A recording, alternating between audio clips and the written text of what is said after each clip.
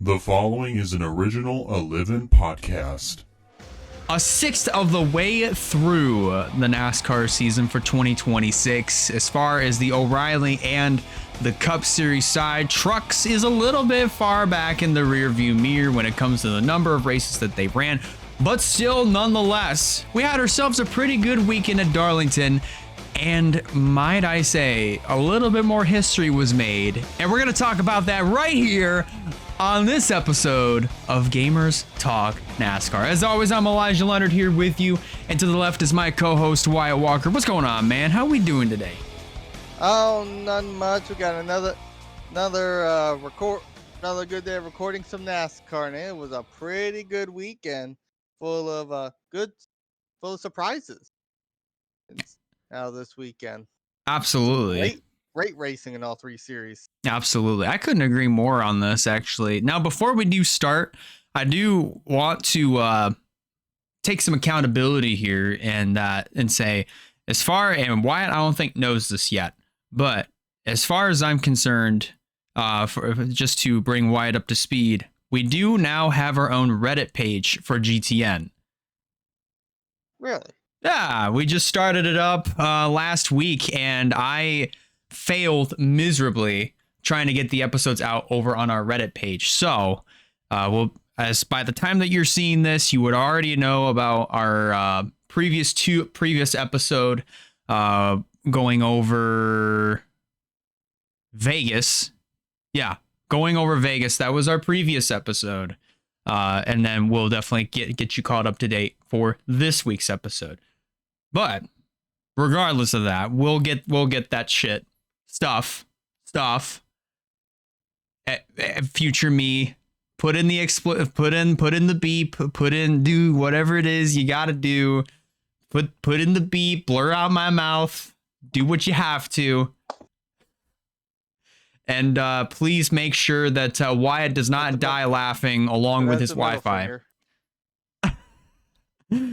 Hell. No, I'm just kidding. It's okay. Let's go ahead and jump on in to recapping the Darlington weekend and just giving our thoughts. First off, let's start off with the truck race. Now, I kind of was keeping up with it, but at the same time, I really wasn't. The only person that was really keeping me up to date on what was going on with that race was Slifer. He was updating me on what was going on in the truck race, of course, with Hocevar and Ross Chastain. It looked like it was going to be one of those two that was going to run away with it, especially Ross. I think Ross, besides Carson Hocevar, had the best truck. But out of the woodworks, literally just, it's like Joe Hendry. Say his name and he appears. Corey Heim is he's like, we might as well call him it's not just Heim time. We might as well just call him the modern day closer, if you will, because he's the new Mr. Where Did He Come From? He just comes out from mid pack after 2 restarts, blasts by just about everybody, and then just parks it, or not parks it, but sends it through 3 and 4, gets by Ross Chastain and wins. Now, I haven't seen that. I haven't seen anything like that in a long time. But Wyatt, I'm pretty sure you might have heard about it. You might have seen the clips. Give me your thoughts. I didn't just see the clips. I watched the race. I watched that truck race, and it was a pretty good truck race. But you're forgetting, you mentioned Ross Chastain and Carson Hocevar were the headlines of the show. No. You're forgetting a few good people, my friend. We got Caden Honeycutt. Our pole sitter was leading up there for a good bit. He had a fast truck all night too. And you gotta get an attaboy to Christian Eckes. Probably one of the best runs he's had all season. Mm-hmm. That was what he was up there. He won a stage.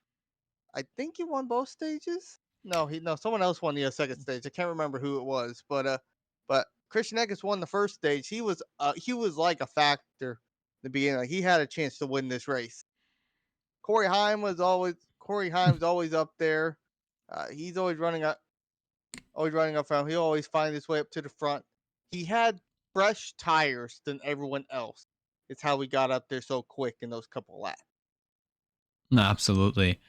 So he It has the was. way fresher tires, and that was an amazing last 2 laps. Getting up the second getting the second at turn 2 of the last lap, and then he sends it in the 3 and 4, slide jobs Ross, and steals the win. That was an amazing finish. I think that's probably the best finish I've ever seen out of Corey Heim ever in trucks. Like, hands down. It's even better than I think all the rest of the other races last year where he just would run away with all of them.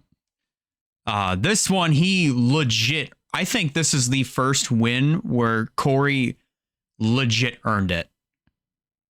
Like this is where he literally just put on the fresher tires.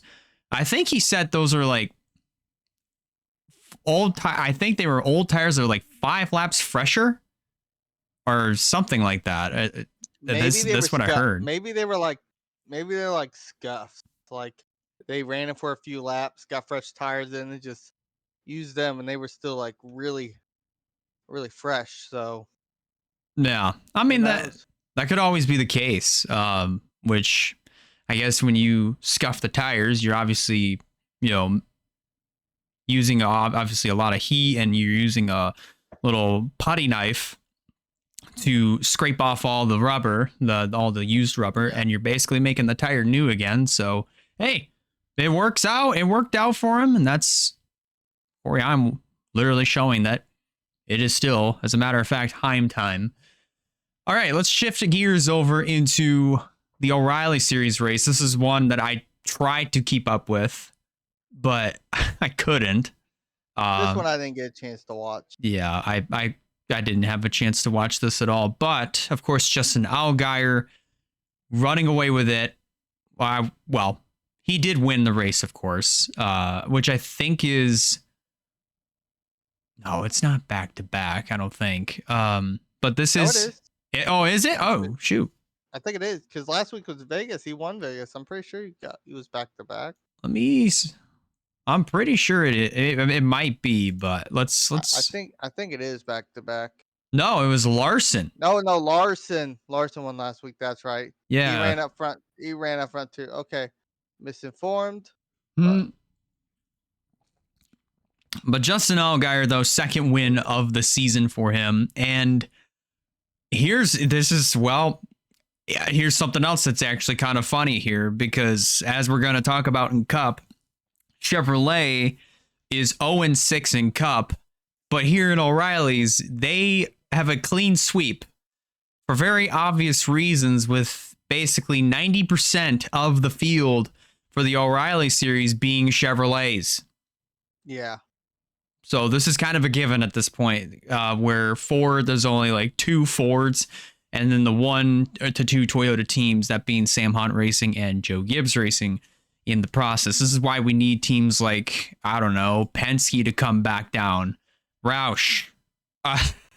Like, there needs to be more diversity when it comes to manufacturers in the O'Reilly series. We're doing just fine everywhere else, just not there. You might as well just name it the NASCAR Chevrolet series at this point. But anyways, Allgaier did win Darlington, and then that one unfortunately I didn't really get to watch too much of, unfortunately, so I don't really have a whole lot of thoughts on that.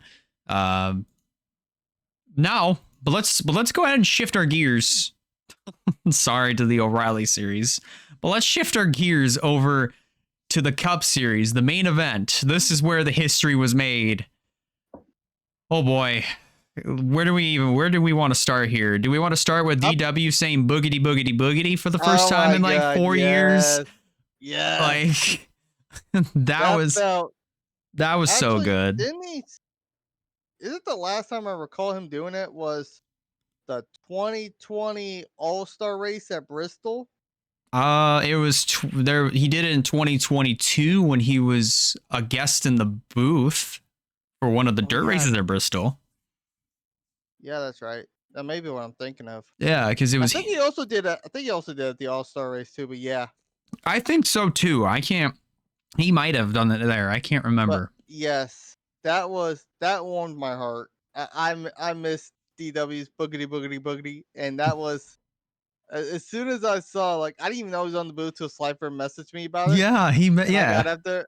I saw that, and then I got there just in time. Like, I haven't done this in a while, and it sounded like he never stopped doing it. Yeah, it's like he never missed a beat. And the funniest part about it is that afterwards, you hear Mike Joy is like, "Do you want to stay up here for a few laps?"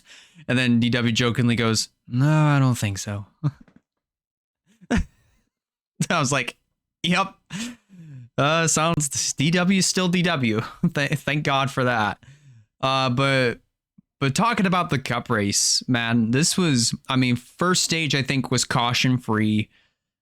Second stage, I mean, of course, it got a little bit more chaotic, but like the RFK guys, especially Brad Keselowski, Chris Buescher, from the looks of things, they were both pretty, especially Brad Keselowski. He swept both Yeah, stages and looked this like was he was one of the guys that everybody was going to have to beat and keep an eye out for. this was the best performance of Brad in a while. Like, I don't know when the last race he was this down. It may have been Darlington of a couple years ago when he won. Nah, in But 2024. Yeah. yeah, but like, yeah, no, this was a good race for RFK. Both him and Busher were dominant up there. Uh, Ryan Priest was top 10 most of that time. I don't think he finished top 10, but he was up there. Up there. He at least got top 15, if I'm not mistaken. At least Uh, yes, 13th. finished 13th. Yes, Yeah. but he still had one of the best runs. Brad, this was Brad's race, but you could not count out that 45 of Tyler Reddick. He had the best car the Yeah. whole night. He had some issues during the first stage. If I'm not mistaken, uh, he had battery and voltage issues during one of the pit stops, Yep. and then he had starting the back had changed his battery during the end of stage caution, if I'm not mistaken. And then He the re- second thing I remember seeing was that he was having issues with his cooling suit. yeah, So he had to drain out a lot of the fluid that was basically going into the cool suit because it had quit working. And then he just had to stuff the inside of his fire suit with bags of ice to keep him cool, so that way he wouldn't overheat in the car. Which that was like, man, that's, oh boy, thank God for this I know. technology that we have, because if back then, 20-ish 25 years ago, we didn't have those. Yeah. And you know if the car was running at 200 or 250 throughout the entire rest of like the duration of the race, we would have been talking about Tyler Reddick, just having to get Yeah. medical help, unfortunately. But thankfully, Yeah. thank God for the cooling suits. Speaking of like Tyler Reddick, before we get to the big thing about him, give a couple of shout outs. Well, Bubba Wallace didn't have a fantastic. He was up in the top 10 most of that race until he got involved in his incident. But here's another driver I want to point out who had the result don't show it. We had his best run I've ever seen him have. Okay. Riley Herbst was running top 15 most of that race. Mm-hmm. Top it. Then he had like I don't remember who got somebody ran into him. I think it may have been 77. Not confident, but yeah, no. Riley Herbst was running top 15 that race. He didn't have the winning car, but he at least could have gotten like one of his best finishes. Yeah, he very That well could wasn't like have. a super speedway, my opinion. Yeah, Like I that yeah. was the name I saw up there. I just wanted to give his name a shout out. But and speaking of Riley Herbst and his teammate Bubba Wallace having like unfortunate day, we talk about Tyler Reddick He is currently 0 for not 0. I'm sorry, wrong number. He is 4 for 6 right now. Yeah. He has won 4 of the 6 races in the beginning. He won 3 in a row, finished, I believe, top 10 in both the last 2 races. I could be wrong. I know he finished like top 5, and no, he actually finished. Okay, finished top 10 at Phoenix, and then Vegas. He outside top 15 both races, but 4 wins. 2 of them Yeah. super speedways, yes, but that was great finish by him at both of those. Then just It's this is coming back from being winless last season, winning the first 4 out of the 6 races. yeah.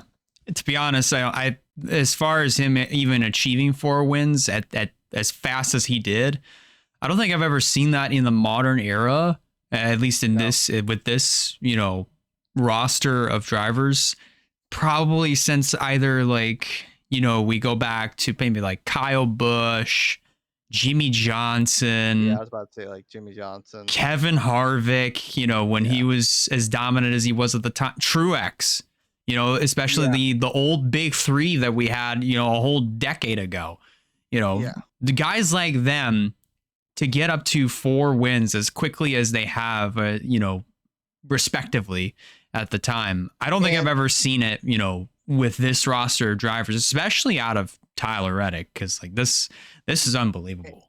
And I saw a stat somewhere like I forgot who the other one is, but the last driver to do it, if I'm not mistaken, was Dale Earnhardt, and in the 90s. I Yeah. think late 90s. Like I want to say 7. I want to say 97, but I don't think that's right. And there's one more. There's one more. I can't remember the name. In 97, yeah, Dale Sr. was winless. Oh, he was one. I knew that was wrong. I just felt it felt wrong. I'm like, I don't know why that number kept like that number felt wrong. I don't remember. I think it was late 90s. I can't remember the stat. So I'll have to go back if I remember. Go back and try to see it. But there was 2 other people they named as won like the 4 out of the 6 races. Yeah. And I know Dale, and I remember Dale Sr. being one of those names. It might, yeah. I'm thinking it probably might have been like early 90s, if anything. But that's insane. Maybe early 90s. It is absolutely insane, regardless of that. Let's go ahead and review our finishing results for the Darlington weekend. Of course, starting off with the Truck Series, Corey Heim winds up as the race winner. Ross Chastain coming home in second. Then Christian Eckes in third. Caden Honeycutt in fourth. Connor Mosack running out your top 5. Christopher Bell, he started 6th. He finished 6th. Grant Enfinger finishing in 7th after starting in 11th, so 7-11. Gio Ruggiero finishing in 8th. Daniel Hemrick 9th. William Sawalich rounding out your top 10. One other comment that I want to make, because Christian Eckes started 3rd after starting in the 16th position. So 316, hell yeah. Stone Cold would be proud. And from 11th on down to 20th, it looks like this. Here's something else that also happened before we even get down to that. That happened well before the Darlington weekend, and this is probably a few days before our last episode went up. It was the day after. Was it the day after? Before. Yeah, it was. I'm pretty sure. Yeah, it was because this was before our last episode went up. Yeah. Daniel Dye was indefinitely suspended for the second time. And I say it's the second. It's the second time. I say it's the second time because we covered. This is funny because we covered this on episode 1. I only say it's funny because it's the second time that Daniel Dye's been indefinitely suspended, and we're covering it. The reason that he got suspended, not so much. He basically, I think, let me go back and actually get the article here, because this is kind of absolutely messed up. If I can actually go back and get it. Excuse me, sorry. Here it is. So, this is from the NASCAR.com website here. Daniel Dye has been indefinitely suspended from NASCAR after insensitive comments made during a recent live stream, officials announced Tuesday evening. And keep in mind, this is on St. Patrick's Day. Dye was discussing his experience with NTT IndyCar Series driver David Malukas while opening trading cards on a recent live stream, during which the 22-year-old Dye used language that officials deemed unacceptable, resulting in Tuesday's suspension. Dye must complete sensitivity training before he may return to competition. Colleague Racing has also announced in a statement that the team has suspended Dye effective immediately. Hence, that's why AJ Allmendinger was behind the wheel of the 10. And who knows, if there's going to be anybody else stepping in to drive the 10, at least either until Daniel Dye completes sensitivity training or if or when Colleague finds a replacement, for the 10 truck. Well, yeah, they have a couple weeks to do that because the next truck race is Rockingham, and that's not till like a couple weeks, if I'm not mistaken. Yeah. So they come back right around April 3rd. April 3rd for Rockingham. So I think I don't remember how long these sensitivity trainings usually last, but I don't think it may be a couple weeks. I will say this: if that's the case and they don't have no other drivers, this gives great opportunity to those other drivers who was in the race for the seat. Like, man, I'm trying to remember a couple of those names right now. All those boys ran pretty good that series. I think one of them was like Carson Ferguson or something. Yeah, but we Ferguson. know. I think he's going to be in the 25 for not Darlington. We already ran there. Martinsville. Yes, that is confirmed. Yeah, he will be in that 25 from Martinsville. But there's like other drivers that would be worth it. Like the Kelly brothers are pretty good. Those are the only names I can think of. And Austin Beers. Yeah. Austin Beers, he has some background with Dale Jr. too. I'd say he'll have a shot to get up there too. You could also put Landon Huffman in there as well with his experience with late models as well. Yeah, Landon. So I mean, there's a lot of good names that could if Daniel and I don't show up in like a couple weeks after completing the training, which I would be surprised. But then again, I don't remember how long activity training goes for. Yeah, absolutely. Yeah. But if not, I would give one of them like a horn, give them like a opportunity if I don't know what the seats hold for next year at this moment. I can see Justin Haley staying another year. Daniel Dye might be iffy now. Yeah.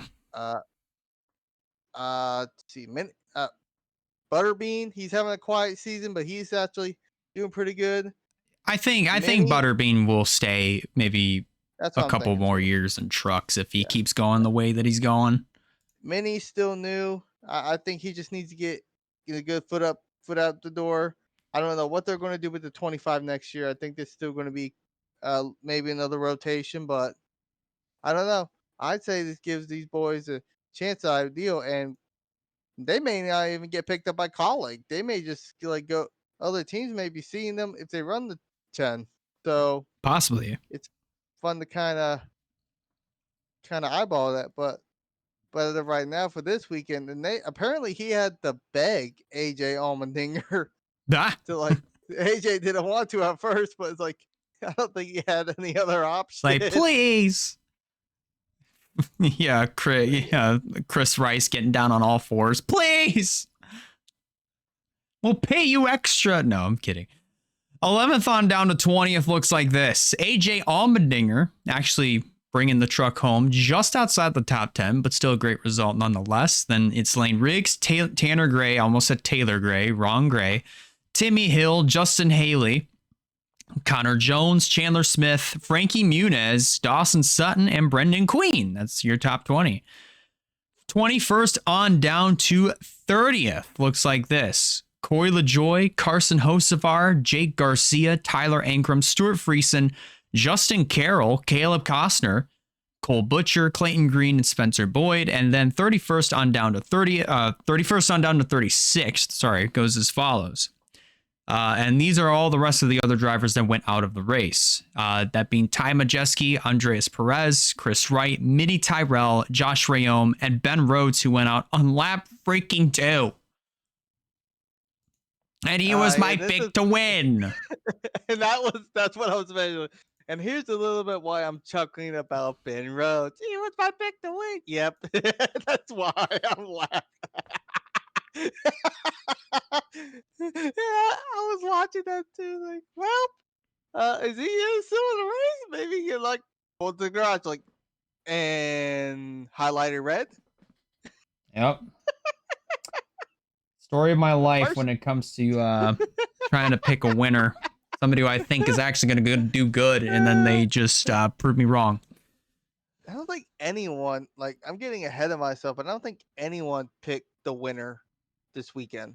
I was so close to picking Allgaier last week. I was really close. I was too. Yeah. I was as well. Oh, speaking of Allgaier, let's switch gears over to the O'Reilly Series results. Allgaier is the race winner.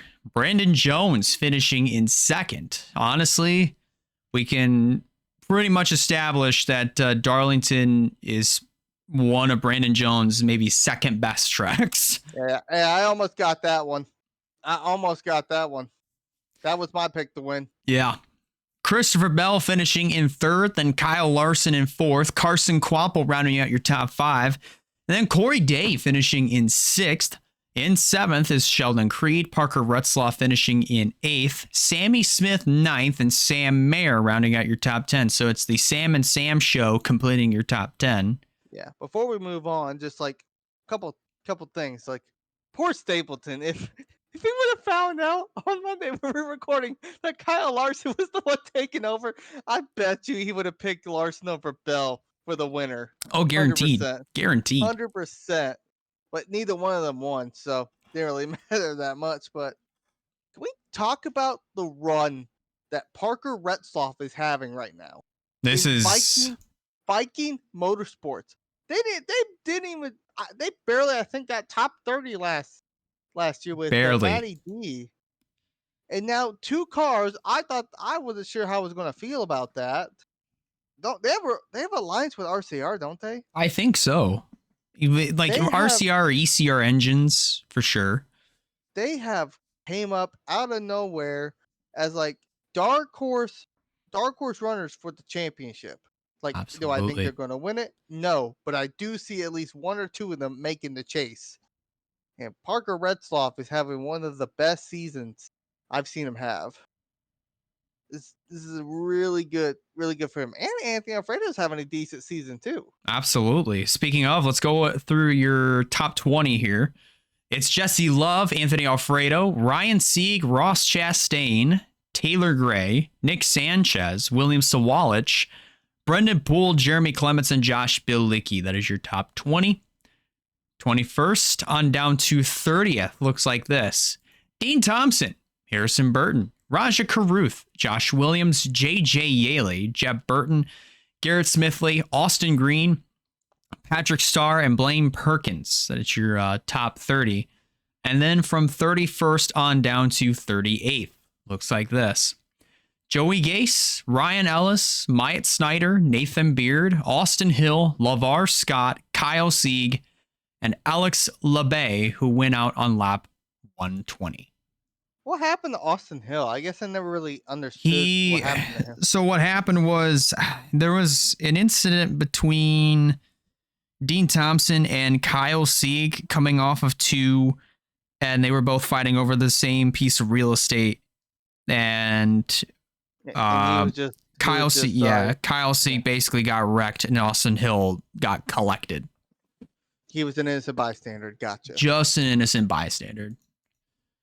Just an innocent bystander. All right, now for our Cup Series results, Tyler Reddick, after starting on the pole, goes on to win the race for his 4th win of the year, as we had talked about a little bit ago. So winning 4 of the last 6 races. Car number 6, Brad Keselowski, funny enough of how we're mentioning number 6, he finishes in the 2nd position, just 1 spot short of one of the Greg Biffle themed cars going to victory lane. That would have been absolutely 100% special if that actually happened. Yeah.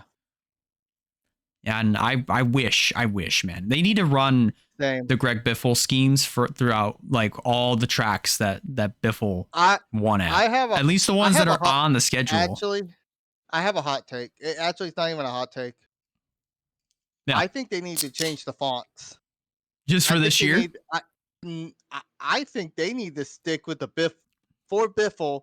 RFK sticks with the Biffle font. All right, yeah. Like, it is working.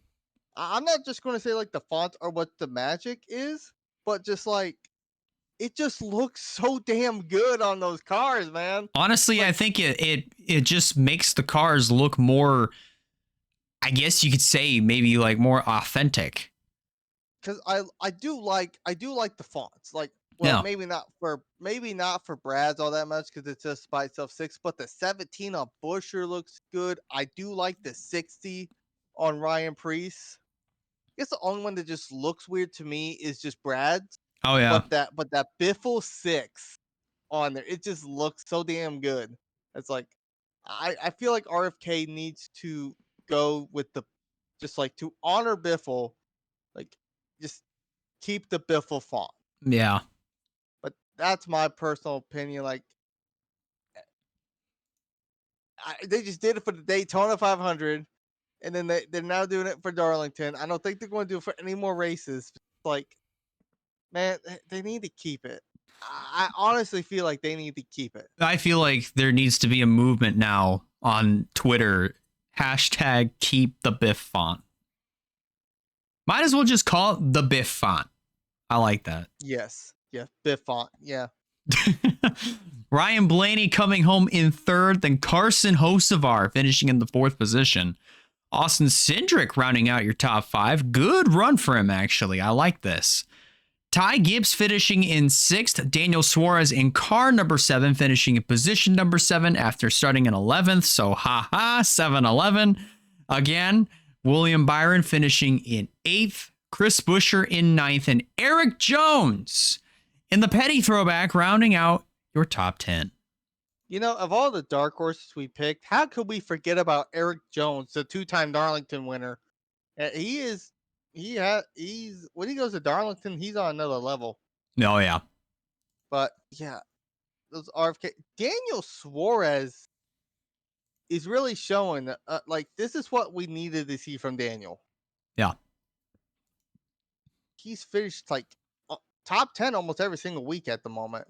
At this current moment. So basically, if we were to go back through all the races throughout this year, when it comes to where Suarez has finished, of course, in the Super Speedways, I'm not really wanting to count all that much because no. Super Speedway, I think he got involved in a few of them. So yeah, Daytona. So the 500, he finished 13th. Atlanta, he finished. Well, that's not bad. What was that? 7th or 5th? No, it was 5th. Oh. At Coda, this was the first downer. He finished 25th. That sounds about right. Phoenix, he finished 30th. And then Vegas, he finished 18th. So this is kind of like a roller coaster, if you will, where it's just kind of like started up, kind of went down. Now he's sort of coming back around a little bit. He's still having considering that he's still having a good season, and points wise, he's still he's currently above the cutoff, but he's like still around the bubble area. Yeah. Like, granted, this is still race 6 of like before the chase, which is like 6 out of 26 races, but even then, it's like still being up here, he's still up there, and that's good to see. And this is what we need to see, and this is what he needs to do to prove, make sure he's one to stay in the top tier Cup Series. And no one was talking to you, but anyways, uh, but yeah. Positions 11th on down to 20th looks like this. Denny Hamlin in car number 11, finishing in position number 11. Then it's Chase Briscoe, Ryan Preece, SVG, Chase Elliott, Ross Chastain, Josh Berry, Connor Zilic, Christopher Bell, and Michael McDowell. That is your top 20. 21st on down to 30th looks like this. Kyle Busch, Zane Smith, Todd Gilliland, Justin Allgaier, who was in the 48 for this week. And then Austin Dillon, Noah Gragson, John Hunter Nemechek, Cole Custer, Ricky Stenhouse Jr., and AJ Allmendinger. That's your top 30. 31st on down to 37th looks like this. That being Ty Dillon, Kyle Larson, Joey Logano, Bubba Wallace, Riley Herbst, Cody Ware, and the only retiree of the race, that being Timmy Hill, who went out on lap 52.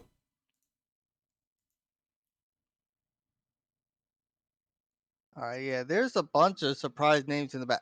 Kyle Larson was up there too. Yeah. Larson was a top 5 car for a while. He was running up there. Joey Logano, he nowhere in sight as a fact. What? I mean, I'm not a big Logano fan, so it's like it don't bother me as much. But what's going on with Logano? I don't know. He's still up in the top 10, but like he's literally tied with Michael McDowell in the bubble. We'll get to the points here in a second. I'm about to do my intro to that, but like this is supposed to be an even year for Logano. He's supposed to be dominating, but like we go back, like Vegas, he finished 15th. Here at Phoenix, he finished 31st after starting on the pole. He got caught up in a wreck though, in his defense. 15th at Coda. We keep going backwards here. 18th at Atlanta, and then the 500. I mean, that's probably the only mulligan that we can give him here because he started third, finished third. But other than that, yeah, Logano has kind of been nowhere near like quiet. Yeah, he's running fine. I think there's just a lot of things that are happening that are just out of his control, you know, like, and even getting involved in wrecks that aren't even his fault. So, I mean, Ryan Blaney is showing why he's currently the top Penske guy, but like at the moment, like Logano, kind of surprising how it's going to be. It's shocking that of how all this is happening to Logano, man. But hey, I mean, still got a good ways to go in the season, and I mean he can turn it around. But I know as much as you don't like hearing that. I mean, well, him having these runs don't really affect me this much, but it's like still surprising. But hey, I'm only saying that because I'm a Penske guy. So I know. But anyways, now we go to my segment of all the damn points. As you know, we start off with the truck series. We make our way back up to the Cup series, and we got done with our 4th race of the truck race. Chandler Smith is still our points leader, and from the cutoff, he is 89 points above the cutoff. Then not too far, then a good little bit ways. If my math is right, a 33-point gap between him and Caden Honeycutt, who's 56. Then you have Lane Riggs, the second full-time driver winner. He got 48 points. Gio Ruggiero, 44. Ty Majeski, 38. Christian Eckes, 36. Tied with Ben Rhodes in that order. Now, here's an interesting one. Corey Heim's not full-time. Yeah. He's running part-time, but he's currently top 10 right now with a win, 31 points above. I was debating even putting him up here, but like it just shows how much of a monkey wrench he can throw into this whole thing too. Watch, he cannot be eligible. No, he can't. There's no way. But it's like he's still part-time and he's still in the top 10. There's no way he's be eligible, but it's like, No, yeah, at exactly. the moment I'll keep him up here, but it's like a few more weeks of him not being in there, we'll change that. But Andres Perez still having even despite not finishing all that well, still is up in the top 10, but he's like there's a big gap between Corey Heim Yeah. and him. There's a 24 point gap between him and Andres Perez, and he's only 7 above the cutoff. And then Justin Haley is 6. Yeah. And that's your top 10. Now, from the drivers below, currently, the top rookie at the moment, Brendan Queen, Butterbean, having a pretty good rookie year. Only 6 below. Tyler Ankrum, 7, tied with Stuart Friesen. Daniel Hemrick down by 14. Jake Garcia down by 15, tied with Tanner Gray. At Grant Enfinger down by 18. Part-timer Connor Mosak, 24. Daniel Dye, 25. Cole Butcher in 28. This is going to be one the Slifer's going to be surprised about. Frankie Muniz down 30 in this top 22 that I have. And Chris Wright down by 36. I might go ahead and pull up. I should have pulled this one up, but it's like, oh my. try to get like look at a few other names that are currently below. Like I know Mini fell back a good bit. I think he's 24 Yeah. in points, if I remember that correctly, and that's as low as I can see it. 23rd in points, actually. That's what I'm showing a couple more. Yeah. He's 23rd in points, being 41 below, and then Landon Lewis, 42. But like I said, there's some names up here that's like still showing up, showing their own. After a bad race for time Majeski, he's still running up there.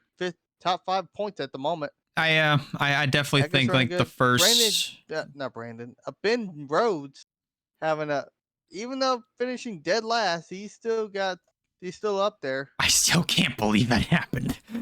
Yeah, you can definitely see how a couple of the car trucks making their presence known, with Haley and Butterbean literally flirting with the cutoff line. So Yeah. truck's pretty good, and we're only about. All right, now we move on to the O'Reilly series. We just got done with race 6 of the O'Reilly series. So right now, how this looks with Justin Allgaier getting his second win of the season. Currently top of the board with 187 points from the cutoff. Then about 52 points below him is Jesse Love with 135. Carson Quapple, who raced in the 1, is 103. Then we got our 2 winners back to back with Sheldon Creed with 99, and then Austin Hill with 91. Sammy Smith with 73. Top rookie so far, Corey Day, 69 points above the cutoff. Nice. Brandon Jones, 51 points. Parker Retzlaff, 50, who's having a hell of a good season. Raja Caruth is, ironically enough, he ran the 32 car. He's 32 points above the cutoff. Sam Mayer, 30 points above cutoff. And then where the break is, Taylor Gray, the last car in, 13 points above. And the cars below is currently, what's up? I didn't say Oh, I anything. thought you were about to say something. No, I did not say anything. I heard the click. I heard the click. Like I'm no, I'm also doing something while I'm listening, but keep going. Okay. William Sawala is currently 13th position. He's down by 13, funny enough. Brendan Poole down by 16. Jeb Burton down by 17. Anthony Alfredo, 19. Ryan Sieg, 27. Patrick Staropoli, 37.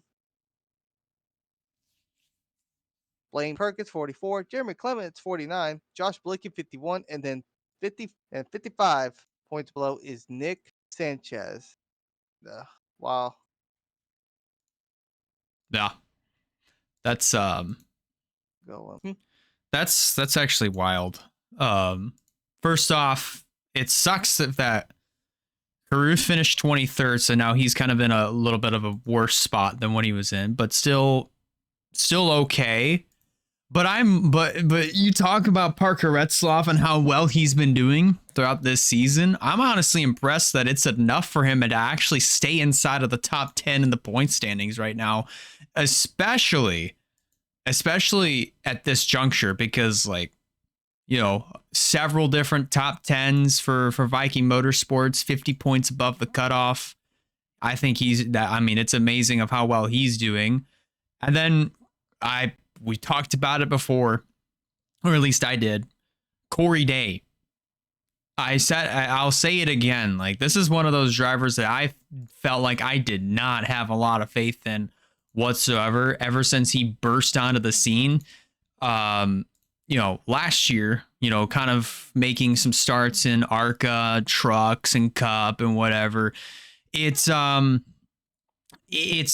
just insane to me of how much he's been learning and adapting, throughout this season. And now, like, look at him go. He is, top, what was that? Almost top 5 in points, so almost there, but like he's 69 points above the cutoff. So within the first 6 races, Corey Day, guys like Corey Day, Parker Retzlaff, they're surprising me points wise. So now that we got done talking about the O'Reilly series, let's move on to the Cup series, which this has the biggest gap from one to second. Right now, Tyler Reddick, obviously for the 6 races in a row, he's been leading the field by like a good amount of points, like at least 70 at the most. Now he has 100. He's 186 above the cutoff, which is Michael McDowell. Well, I guess him and Joey Logano, technically, since they're both tied. But Ryan Blaney, who is second, is 91 points above. They are over 95 points, almost 100 points difference between 1 and 2. And this is just 6 weeks in. Unbelievable. This is just 6 weeks in. Unfreaking believable. This is crazy. And there's still a big points gap between him and Bubba, which is like a 25-point gap between Ryan Blaney and Bubba Wallace, who's third in points, but it's like, yeah, I may just come out and say it. Tyler Reddick is not just only the championship favorite right now. He's damn near going to win. I think he's damn near the champion. Unless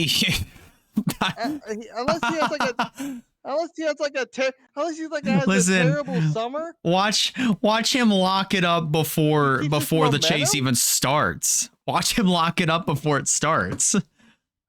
I wish that would be true, but I don't think it would happen because they reset because all the points reset for the top 16. Yeah, that's true. But like, I mean, I also wouldn't be too surprised if they kept that, if like he picked up right where he left off in the regular season. It wouldn't surprise me one bit. I wouldn't be surprised. Hell, with these points build up, I'd be surprised it wouldn't even help him. Yeah. Which I think isn't it get like extra points as well though? I think so. I should have at least some extra points along with that extra like 100-point gap between first and 16th. Should have stuffed some extra points with it. But Jesus, yeah. Tyler Reddick, I think he is 4 wins already. He's got to be a big, not. He's the easy favorite, championship favorite. Yeah, he's easily the favorite. I see him. I can still see if he doesn't have like terrible races, like if he don't have any DNFs and stuff. I see Tyler Reddick still being first in points when we get to halfway. in the season. Yeah. Yeah. Honestly, that's kind of what I'm seeing as well. Continuing on, I mentioned about Bubba Wallace being 66 points above the cutoff. Denny Hamlin below him is 64. Chase Elliott 55. William Byron 52. Chris Buescher 49. Christopher Bell 43. Tied with Brad Keselowski. Kyle Larson 37. Ty Gibbs 34 is having a great season so far. Ryan Preece 15. Carson Hocevar 12. Daniel Suarez back up in the top 16, currently 11 point above. Then SVG is only 1 point above. Then Logano and Michael McDowell, as I mentioned, is tied for that last spot with Logano getting the nod. Yep. And then right now, currently we have AJ Allmendinger down by 15, Zane Smith down by 16, Ross Chastain 24, Austin Cindric's back up in these top 22 with 30 points, and then Chase Briscoe is back up here, 31 points below. He rallied tremendously. Yeah, that top 3, or no, those just outside the top 10 rather. That 12th place finish, it really, I think that was one of the things that really did help him because, obviously the last couple of weeks haven't been treating Briscoe very well.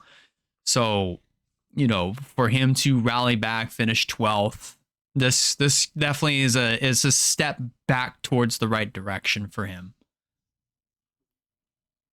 You look at all these other names back here. Some of this kind of makes more sense, though.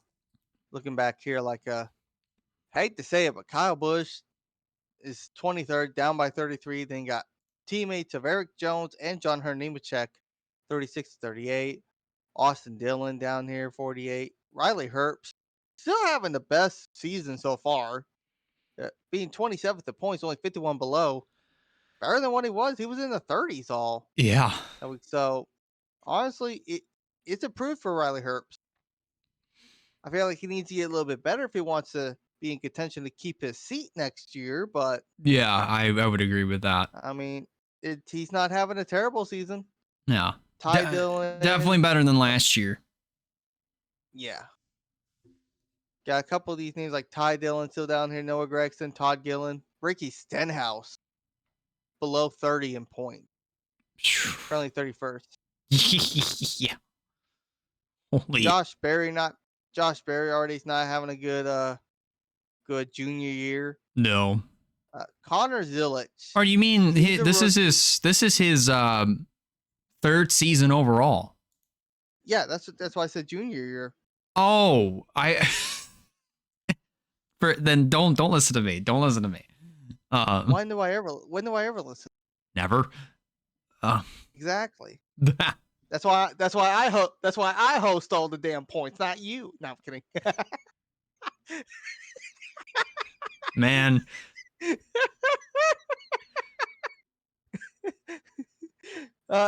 Man. Perry, 63 below. God damn. Poor Connor Zilic though. It's like he's not having a good rookie year, but that's how it is with the rookie. They don't have a good start of the year, but they progress later on. I'd say the only positive you can pull out of this though is that he did finish 18th at Darlington. That was enough to move him up 2 spots. But yeah, no, I would agree. Like, and at least him and Cole Custer are above Cody Ware now because that actually looks normal now. Yeah, this is about right. And the only car that is lower than everyone is the guy who he's not even racing right now, and it's poor Alex Bowman. Yeah. Poor Alex Bowman. Who is currently 116 below cutoff for Joey Logano right now. And that gap is only going to continue growing depending on how long Bowman's going to be out with vertigo. It's said he's going to be out to like possibly Bristol. And I think Allgaier will be the driver. I think Allgaier is going to be the driver of the 48 for that time being. Unless they announce other names, I'm pretty sure it's just going to be Justin Allgaier in that 48. Yeah, and that would be at least for another 2 weeks too. Yeah. with Martinsville and then next week at Bristol. So, I mean, who knows, man? I mean, if Bowman is gets cleared by Kansas, then I mean, it'd be great to see him back. But I'm still standing on what I said about his chances of having like the miracle comeback of all comebacks to try to get into the chase. Like, it's not happening. I'm sorry. It's not happening. Denny Hamlin has faith. Sorry, Denny. I'm gonna have to disagree with you there, buddy. He's not. There's no way in hell he's pulling a Kyle Busch from 2015. No way. I'd be surprised if he even makes top 20. Yeah. I A think top 25. Top 25 is probably your best bet. Yeah, I agree. I was gonna say top 25 would be 100% your best bet, as far as like getting up to that point. But other than that, no way you're seeing Alex Bowman replicate like a 2015 Kyle Busch comeback. No way that's ever happening. So now we pivot from the driver's points to the GTN point. Now, before I had a little twist, I talked to Elijah about before we recorded. I'm going to give it. It's something new that like I've been thinking about for a while, and I'll get into it for a minute. So as of this moment, uh, Stapleton is still top of our boards with 23.5 points. Keep in mind that 0.5 was for Larson at Las Vegas last week. So he's currently that much, and only 1.5 behind Elijah with 22 points. I'm one below him with 21, and Slifer is currently with 19 points. Sly Two below me. Sly must be kind of glad that he's not here, because if he were, he would have been like, "Come on, move along. We don't want to hear this." But he would be interested in listening to this. So there's been a question we've had for a little bit now about like how we divvy up the drivers, the dark horse stay. Like we know, like everyone knows, like it's usually the top half is the dark horses, the bottom half is a stay away. But with the odd number of entries, like this last week for the Cup Series, there was 37 entries. Granted, we didn't do it for this week, but for weeks going on, we're going to start doing this. There's going to be the middle ground is safe for dark horse and stay away. Even if they finish above, like the stay away finish above your dark horse, it finish like in that middle two rows, it will still count. Yeah. What we're doing is we're going to use 37 as the number that we're going to base this off of. So let's say we have 37 cars. First through 19th will be dark horse. So of course one all the way to 19th, and then like from stayaways will be 18th all the way to 37th. Kind of make it as simple in the middle, straight as we can. Keep it like 19 p.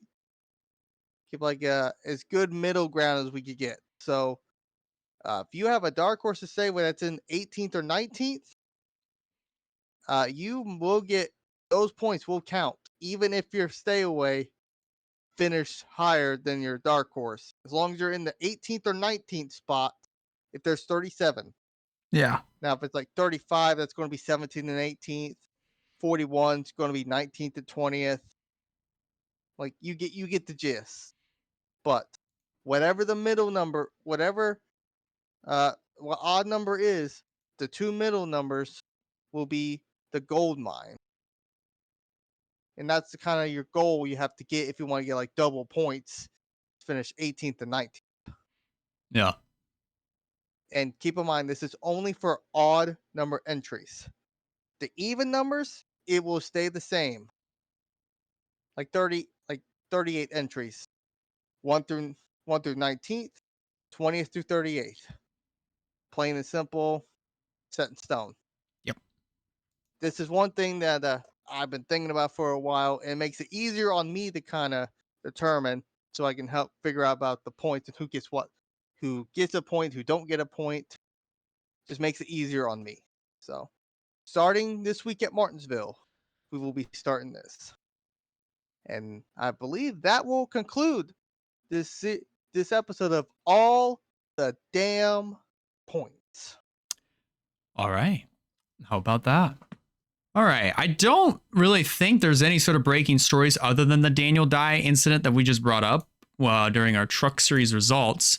So that said, why don't we go ahead and preview Martinsville? Trucks are off until April 3rd, so they'll be back when we go to Rockingham for the O'Reilly Series, and then I can't even remember where Cup's going on that weekend. But regardless of that, trucks will be back at Rockingham next week.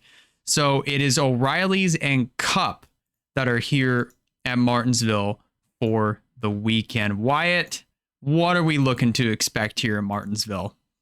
Well, we got Martinsville with the next gen cars. It's not as big as action as is, I think, the last few times with the different horsepower, with the different tire compounds. It made it a little bit more racier. I think last fall was actually a better Martins race than others. But other than that, there's not really much to expect. I mean, we know at least top of my head at least two front runners that's going to be up there, but we'll just have to wait and see how this goes. I would absolutely have to agree with that here. And for this year, of course, it's the first trip to Martinsville for 2026. It should be pretty fun regardless. With that said, why don't we go ahead and get on down into our predictions here for Martinsville. For those of you who are brand new to the show and are not exactly sure how we make our predictions, here's how we do them. We give you a driver who we think is going to win. Pretty self-explanatory. The driver to stay away from is the driver that hasn't been doing well the last couple of weeks, or we're just coming up to a track where they don't perform all that well at statistically or in general. The dark horse is the exact opposite, and we have O'Reilly's and Cup here for this weekend, and dare I say, we might be in for some pretty wild short track tempers, if anything, but who knows? More tempers may fly here with these predictions, but one way to find out here we go. Let's get into our picks. Starting off, actually, well, Wyatt does have to get to bed here pretty soon, so we can just run through just real quick. We could run through no, I'll just go ahead and get mine. I'm already trying to type it out anyway, so I'll go ahead and get through my picks, and then I'll let you do Sly and Stapleton's, and then you can type yours in. So all right, well, starting out, I'm still gonna, but my dark horse, I was trying to think about this for a minute. I think this is a pretty good little dark horse here. He's back in the 19. I got Brent Cruz. I like that for my dark horse.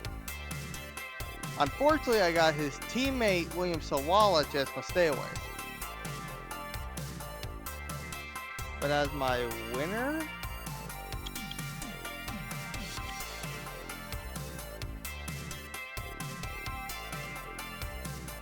this one's kind of hard for the. You know what? I believe he ran up there twice. Give me Sammy Smith to win. Okay, I like that. I think he has one. I think he's always fast when it comes here. He ran second trying to run down Taylor Gray during the first Martinsville race after both of them collided. Yes, allowed Austin Hill to win. Yes. But then I think he also ran up there during the second race where Taylor Gray won it. So, yeah, that's what I'm going to go with. All right, for the Cup Series, my dark horse, I got Ty Gibbs. Okay, I like that. Ty Gibbs has been showing up lately, and he's been having a great season. I got Ty Gibbs. My driver to stay away from.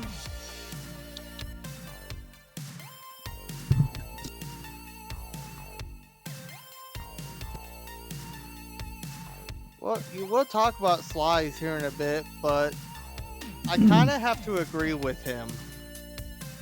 I gotta give it to Justin Allgaier or whoever's going to be driving that 40. It says it's Allgaier. So. Yeah, it more than likely is going to be Allgaier for these next 2 weeks. I'm gonna have to give it to Allgaier. I thought he would have put up like do a little bit better than what he's doing now, but he's not doing as well as I hope.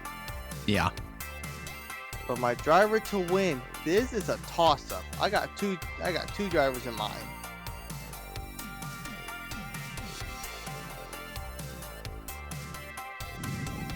I gotta go with the one that's the more dominant though. Second multi-time winner this season, Ryan Blaney. Ooh, okay. Okay. I'm picking Blaney over Byron.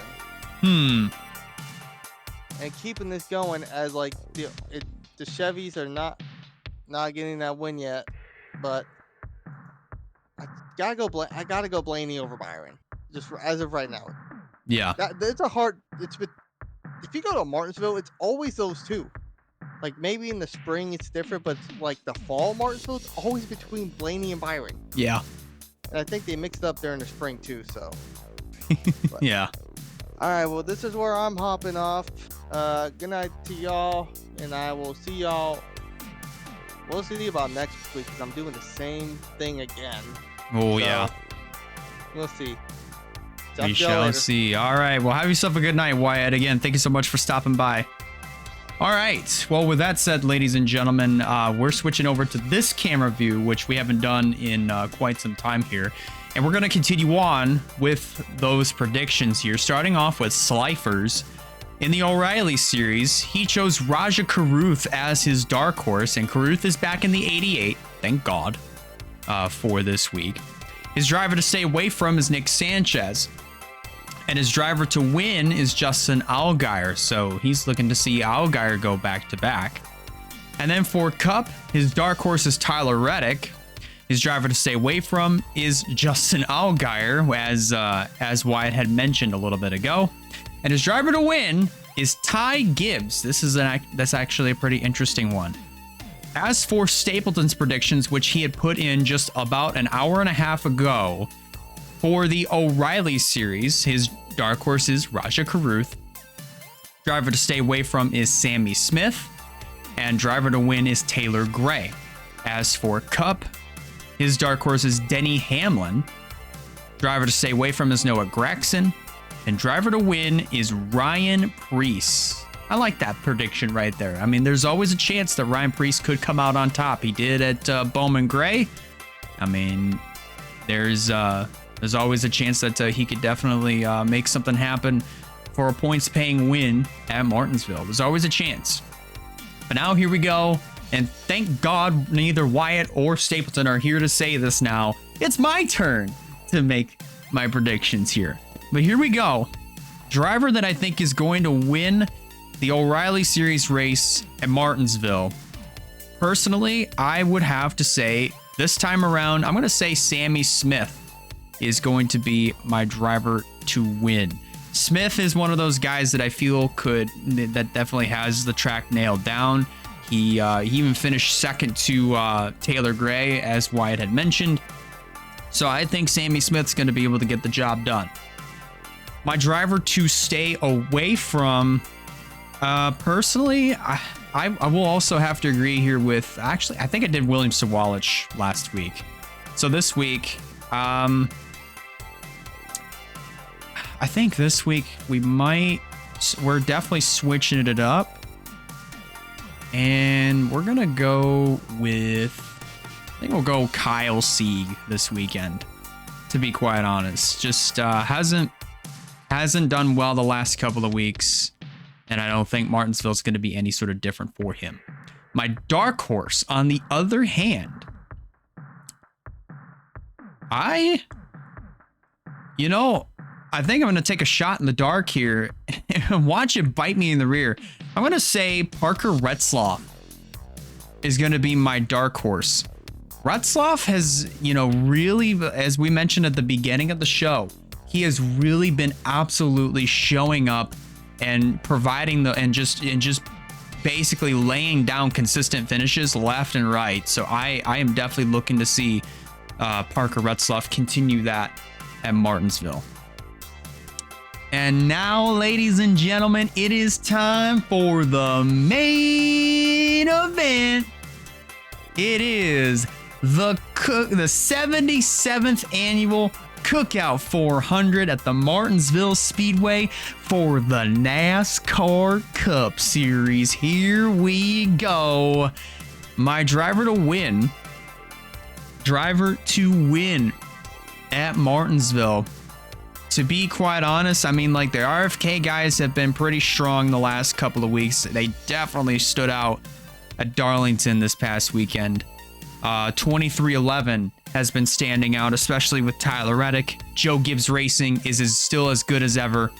But if you ask me, I'm going to say for my driver to win, and this is probably going to be something that some people will really like to hear. But I'm going to say for my driver to win, I'm going to give it to Christopher Bell here, going to victory lane at Martinsville. Definitely keeping the streak and the dominance for Toyota alive, and obviously holding the Chevrolet guys down when it comes to nabbing the wins, because as I mentioned, Chevrolet right now is 0-6 when it comes to winning races. My driver to stay away from, as much as it pains me to say it, I'm going to say Josh Berry's my driver to stay away from. He is somebody who is predominantly good at the short tracks, you know, given his experience with late models, but I really don't think it's, I don't think the speed is going to be there for Josh Berry.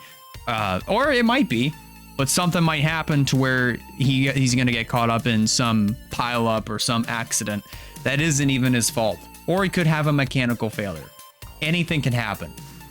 My dark horse, I will agree with Stapleton's, take here on Ryan Preece, but I'm going to say he's my dark horse.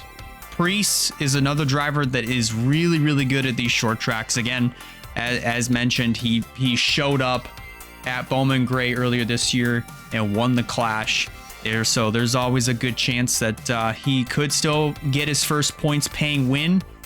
I don't know, but you never know. He could still do really well regardless. So give me Ryan Preece as my dark horse. Alrighty though, ladies and gentlemen, that is going to do it here for our episode here. For episode 131. I believe this is episode 131 or 130. No, this is episode 132. It's actually kind of crazy of how far we've gone into doing this show. But ladies and gentlemen, we've done everything that we needed to do. We've reviewed Darlington. We've gone over points. There really wasn't any other breaking stories with the exception of Daniel Dye's suspension. So the only thoughts that I have are, let's go short track racing, you bunch of hot dogs. Let's go ahead and get the Martinsville weekend started. Thank you guys a lot for listening to this episode of GTN. Whether if you're watching this on YouTube or listening to this on Spotify, depending on which platform you're listening to this on, be sure to hit the follow button over on Spotify. Be sure to hit the subscribe button over on the 11 Podcast YouTube channel, so that you don't miss future episodes every Thursday night at 6 p.m. Eastern Standard Time on Spotify and YouTube. And on behalf of our co-host Wyatt Walker, I'm Elijah Leonard signing out. Take care, y'all. And we'll see you all on the very next episode of Gamers Talk NASCAR. Thanks for listening to tonight's episode of Gamers Talk NASCAR. Really hope you guys enjoyed. Be sure to hit that follow button so you don't miss a future episode throughout the NASCAR season. And as always, we'll catch you on the next one every Thursday night at 6 p.m. Eastern Time.